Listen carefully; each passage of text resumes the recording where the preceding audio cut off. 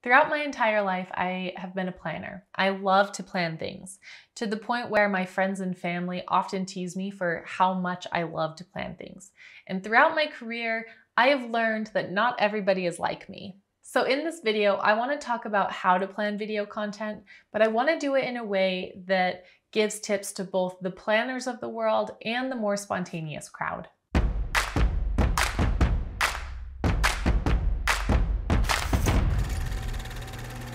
One of the hardest parts about creating video content is coming up with the idea of what you want to do.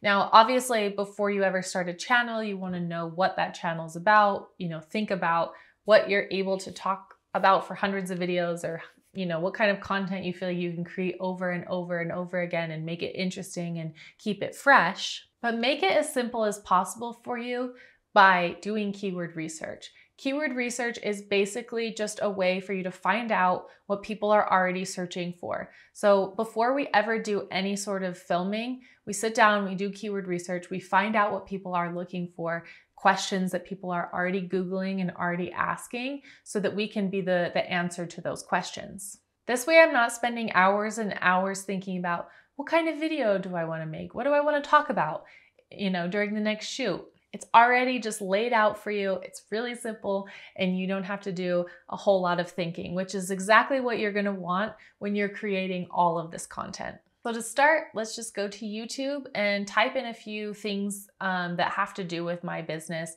and see what kind of questions are auto-populated. Video production. So we've got video production for beginners, company, business. Let's look at video production for beginners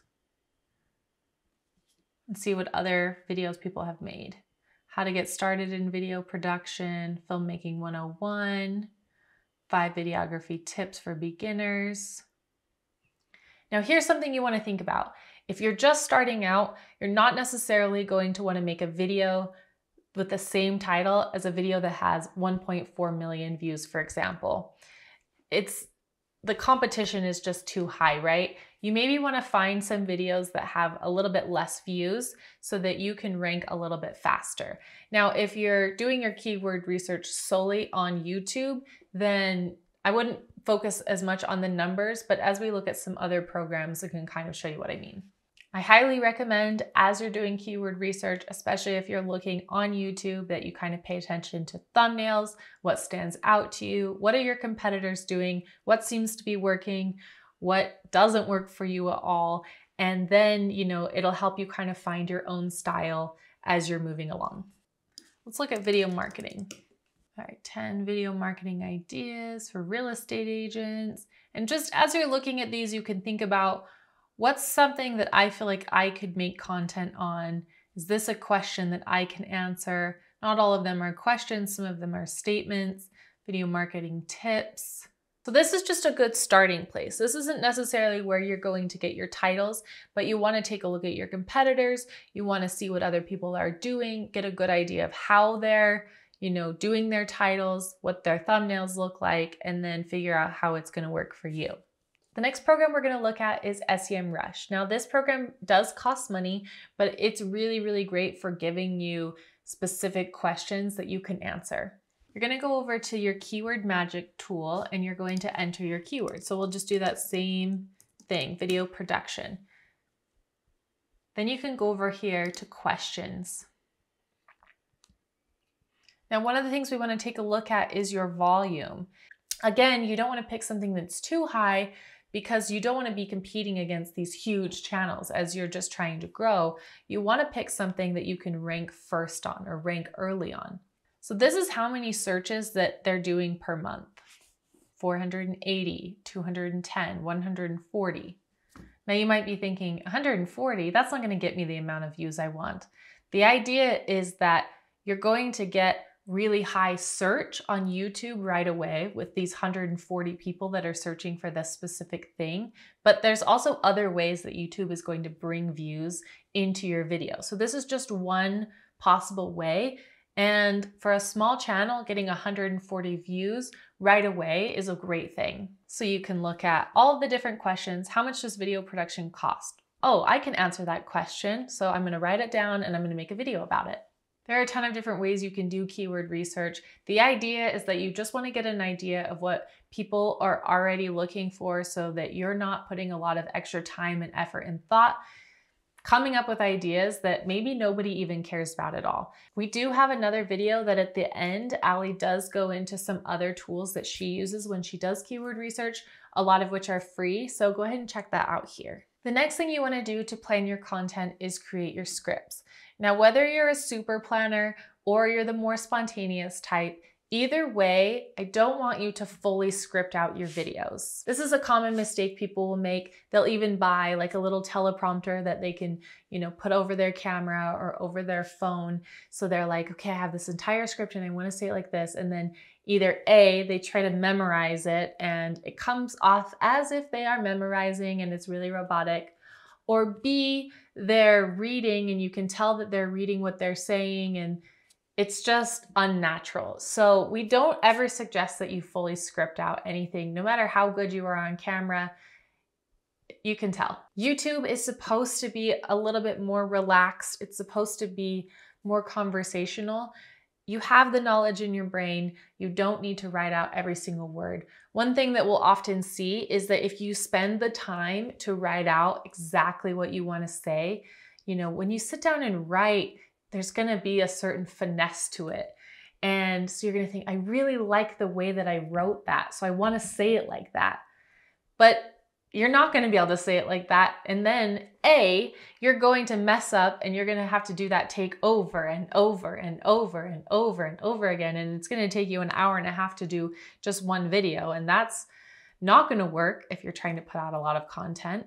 Or B, it's going to be really clear that you wrote this out and you're trying to read it word for word, and it's going to become a lot more salesy and a lot more unnatural. So try to be as conversational as possible.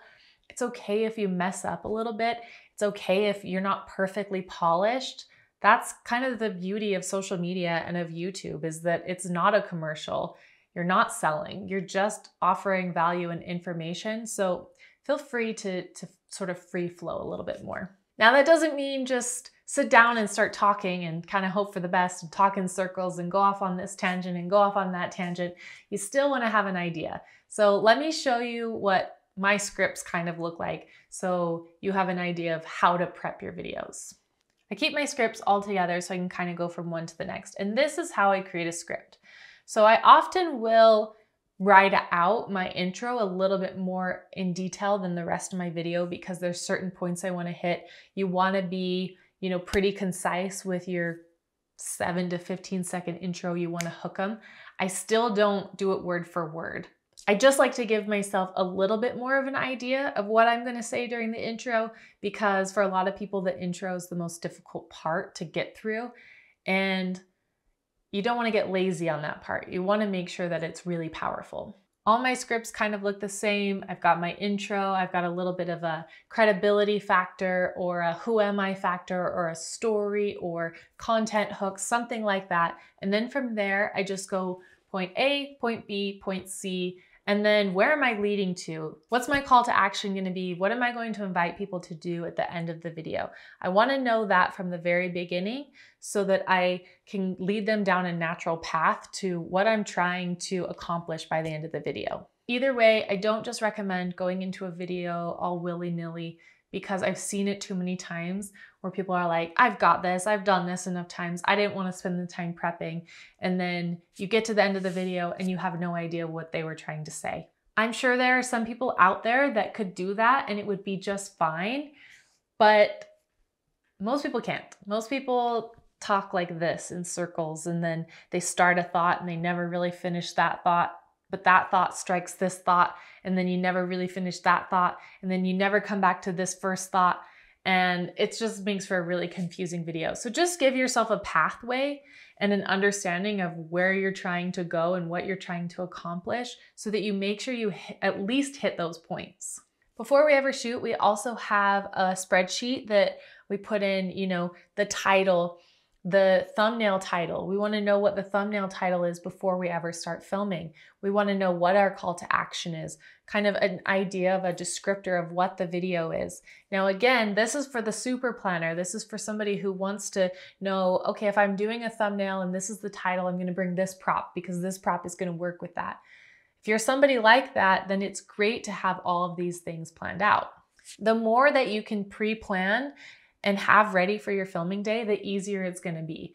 You want to do everything in your power to make the day easy for you, especially if you're following our advice of doing batch filming, doing bulk filming. You're doing 10 to 20 videos in a day.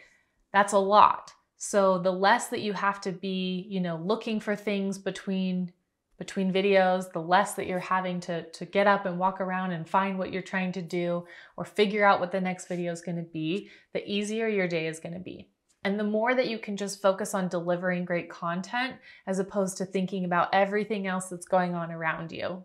If you have no intention of doing that and you are okay having a little bit more of a chaotic day, then I would suggest just getting really creative in the edit, bringing some elements in as much as you possibly can that you didn't pre-plan. If all you want to do is just prep your content and show up, you don't want to be thinking about finding titles, filming all of the equipment, everything that's going on. You want somebody to help produce you, to keep you on track, make sure you know what you're saying and make sure that it makes sense. And then you want somebody to do all the editing for you, the posting and managing of your channel. Then click the link in the description box below that says talk to a producer. We have a full A to Z service and we would love to be your allies in creating your channel. If you're wanting to do it the more DIY way, make sure that you subscribe. We have a ton of video content that can help you along the way because we're your video allies. You've got this, we've got your back, and we cannot wait to see what kind of content you create.